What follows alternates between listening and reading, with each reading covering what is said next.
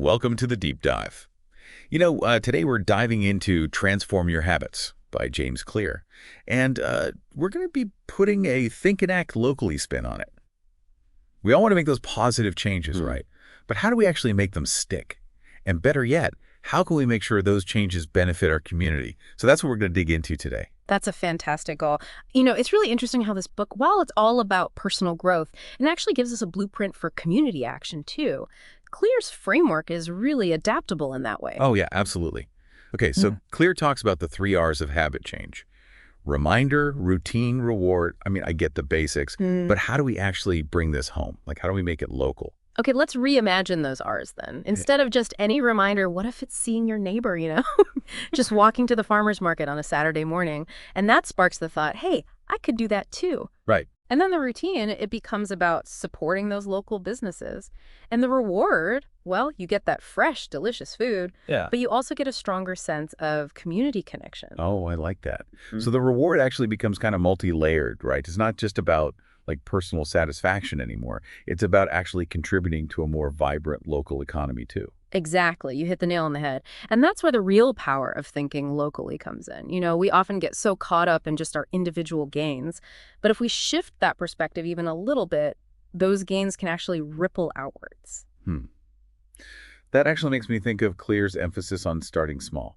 Because it's so easy to feel completely overwhelmed when you think about trying to tackle these big issues. Yeah. But what if we applied that small steps approach to our community instead? Oh, I love that connection. You're right. It's brilliant. Instead of, trying to solve world hunger, you might start by organizing a food drive just in your neighborhood. Or instead of vowing to, single-handedly combat climate change, you commit to biking to work maybe just once a week. I love that. Those are such tangible actions. And honestly, they sound a lot less daunting than these big abstract goals. It's like you're not just being eco-friendly in some vague sense. You're actually actively reducing traffic in your town. Yeah. And you know what? That ties into another really fascinating concept that Clear introduces. It's called identity-based habits. It's not just about, doing the action. It's about actually seeing yourself as the kind of person who prioritizes that action. Oh, interesting. I'm curious, though, how do we connect that to local action? It feels a little bit like fake it till you make it, doesn't it? It's more about, I think, aligning your actions with your values. Imagine you really want to be someone who supports local businesses, right? So you start by consciously choosing them over the big chains, even if it's, a little inconvenient or a little bit more expensive sometimes. But over time, that choice, it becomes less about effort and more about who you are. You become a locavore, someone who's deeply invested in their community. Oh, I see. So it's like a positive feedback loop then, right? The more you act locally, the more you identify as someone who really values their community.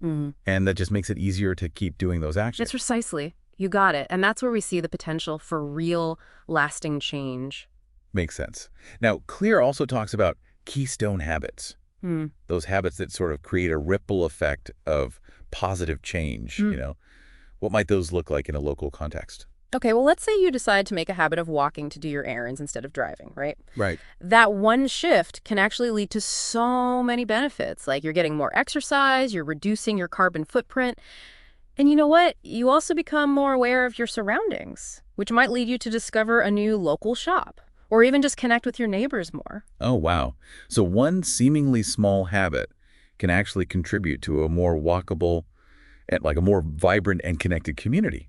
That's pretty incredible. It is. And you know what? Clear offers a great tip for actually building that consistency with these habits. Focus on scheduling rather than deadlines. Scheduling instead of deadlines. I'm intrigued. How does that work locally? Okay, so instead of saying, I'll volunteer sometime this month, you actually schedule a specific time each week to help out at the community garden, for example. It creates this rhythm, It makes it more likely that you'll follow through, even on busy weeks. Oh, I like that. It's like you're building a habit of showing up for your community, right? Exactly. And that consistency, that builds trust, and it fosters deeper connections. It's not just about doing good. It's about being a reliable member of your community. Okay, so we've talked about building good habits. But what about those pesky bad ones? Can we apply this think and act locally lens to breaking those too? Oh, absolutely. Clear actually suggests that we replace bad habits with good ones that give us similar benefits. So let's say, for example, that you're trying to break the habit of mindlessly scrolling social media. Oh, Guilty as charged. Right. I think we all are. But instead of reaching for your phone, you make it a habit to take a walk around your neighborhood instead. You'll get those endorphins, reduce your screen time, and maybe even, strike up a conversation with someone you meet along the way. I love that. It's about, like, actively choosing connection over isolation, both online and in our physical community. Exactly. And it actually highlights another powerful tool that Clear introduces. It's called bright lines. They're these clear, firm boundaries that honestly make it way easier to stick to your commitments. I'm all about making things easier, especially when it comes to breaking bad habits, huh? Yeah. How do we apply bright lines to local action? Okay, so instead of vaguely saying, like, I'll try to shop local more often, you set a bright line. You say, I will buy all my produce from the farmer's market. This removes that daily decision-making struggle, and it ensures that you're consistently supporting local agriculture. Wow, that's powerful. It's like drawing a line in the sand and making a firm commitment to your community. It is. And you know what? It often leads to unexpected benefits, too. You might discover new varieties of produce that you've never even seen before, or learn about sustainable farming practices, or even, build relationships with the farmers themselves. That's so cool. Speaking of benefits, we at Think and Act locally, we really believe that knowledge should be shared, especially when it empowers people to improve their communities. Couldn't agree more. So, if you're finding value in this deep dive, and we hope you are, please consider supporting us with a donation on our website. The link is in the show notes. Every contribution, truly, it helps us continue to create these insights and foster a stronger, more connected community. So thank you. Welcome back to the deep dive. Before the break, we were talking about, replacing those less than ideal habits with actions that actually benefit our community. What resonated with you most from that last section? You know what? The idea of bright lines really stood out to me. They just seem so practical. We're curious. Clear also talks about progressive extremism, right? Yeah. How does that fit into this whole think and act locally model? That sounds kind of radical. Oh, that's a great question. And yeah, it does sound pretty intense, right? But it's actually about making like a bold, uncompromising commitment in one very specific area. So instead of, just vaguely trying to reduce your waste, you might declare something like, for the next month, I'm only buying products from local businesses with zero waste packaging policies. Okay, so it's about pushing the boundaries a little bit. Yeah. Of what you think is possible, even if it seems extreme at first. Exactly. It's a way to challenge your comfort zone, and discover what you're really capable of. Think of it like a personal experiment in localism. Yeah. It's like drawing a line in the sand and saying, this is what I stand for. Precisely. And that commitment, often it inspires others to follow suit. You actually become a catalyst for change within your community. That's so empowering. Yeah. But Clear also acknowledges that we're not perfect, right? He has a whole section on getting back on track after you slip up. How does that factor into building those local habits? Oh, it's crucial because, life happens and sometimes our best intentions, they just fall by the wayside. But the key is to approach those slip-ups with self-compassion, not self-criticism. So, like, if you miss a week of volunteering at the community garden, Yeah. you don't beat yourself up about it. You just jump back in the following week. Exactly. It's about progress, not perfection. And Clear really emphasizes the importance of scheduling those local actions, making them like non-negotiable parts of your routine. Right, that makes sense. Yeah.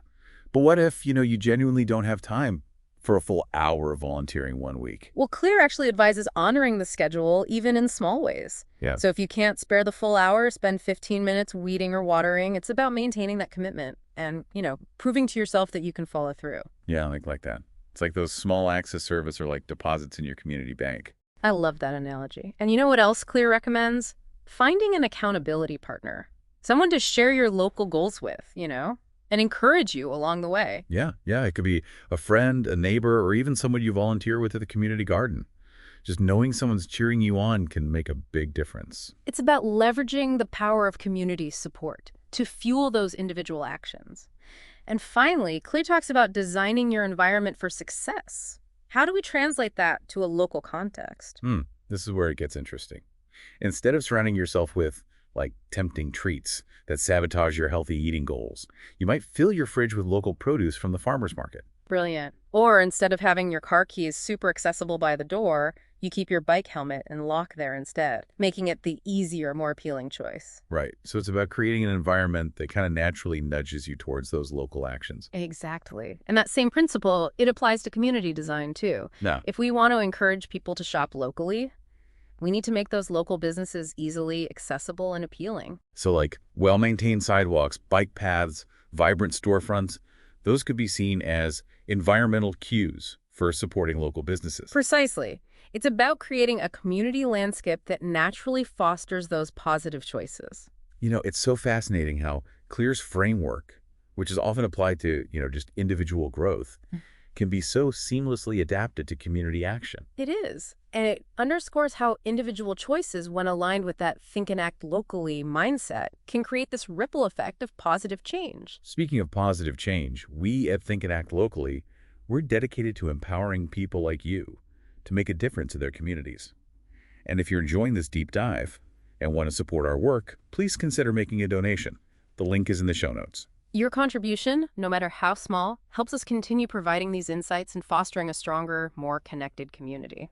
As we wrap up this deep dive into transform your habits with that local twist, I'm really struck by how these seemingly small actions can actually create a pretty powerful wave of change when we all do them together. Yeah, it's really inspiring, isn't it? It kind of shifts our focus away from feeling overwhelmed by those big global issues and helps us realize that we actually have the power to make a tangible difference right here, right now in our own communities. Absolutely.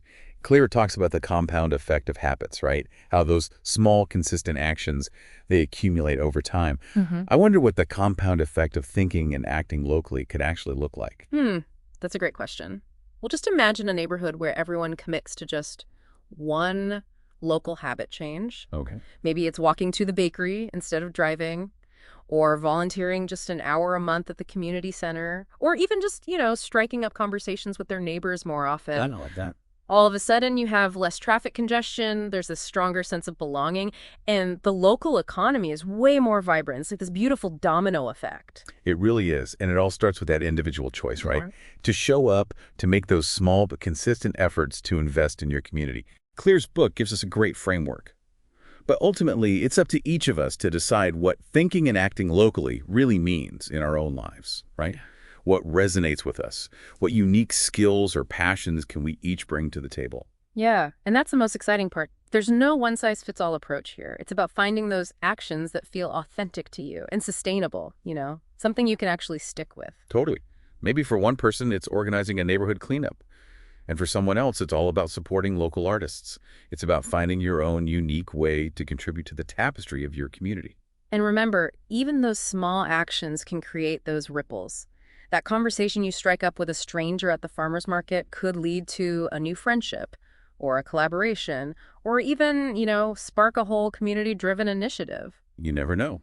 We truly believe that small actions, when multiplied across a community, can lead to extraordinary change. Absolutely. It's about reclaiming our collective power to shape the world we want to live in, starting right here at home. Couldn't have said it better myself. And if you've enjoyed this deep dive and want to be part of this movement with us, we encourage you to visit our website, Think and Act Locally. You can find tons of resources there, connect with others, and support our work if you're feeling inspired. Yes. The link is in the show notes. Every little bit helps us to continue spreading these ideas and fostering a stronger, more connected world, one community at a time. One community at a time. So as you go about your day-to-day, ask yourself, what one small local action can I take to make a difference? Because even the smallest step, taken with intention, can set off a ripple effect of positive change. Thanks for joining us on the deep dive. And until next time, keep thinking and acting locally.